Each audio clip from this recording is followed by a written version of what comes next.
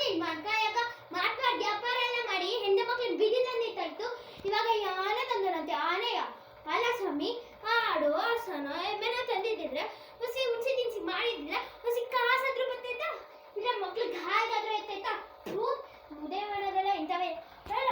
ಎಷ್ಟು ಕೊಟ್ಲೆ ಆನೆಗೆ? ಇಡೋ ನಾಲ್ಕಿದ್ರೆ ಕಾಪಿ ದೊಡ್ಡನು ಮಾಡ್ಬಿಡ್ವಾ?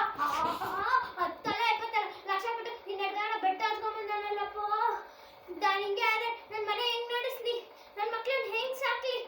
ತೋರ್ ಮನೆ ತಂದಿ ಚಿನ್ನನೆಲ್ಲ ನುಂಗಿ ನೀರು ಕುಡ್ದಾಯ್ತು, ಇವಾಗ ನನ್ನ ಮಕ್ಳನ್ನ ಯಾಕೆ ಬಿಟ್ಟಿದ್ಯಾ? ಇಬ್ರನ್ನು ಮಾಡ್ಬಿಡು. ಅದು ಹೆಣ್ಣಾನೆ, ಅದು ಗೌರಿ, ನಾನೊಬ್ಳು ಗಂಗಿ, ಸಾಕಾಗಿಲ್ವಾ? ಇಬ್ರಲ್ಲೆಲ್ಲ ಕೃಷ್ಣನಿಲೆ ಆಡಿದ್ದಾಯ್ತು, ಇವಾಗ ಕೃಷ್ಣನಿಲೆ ಬಿಟ್ಟು ಶಿವನ ಅವತಾರ ತಗೊಂಡಿದ್ಯಾ? ಅಯ್ಯೋ ಶಿವ, ನನ್ನ ಗಂಡ ಗೌರಿ ತಂದು ಮಾಡ್ಕೊಂಡಲ್ಲಪ್ಪ ಶಿವನೇ.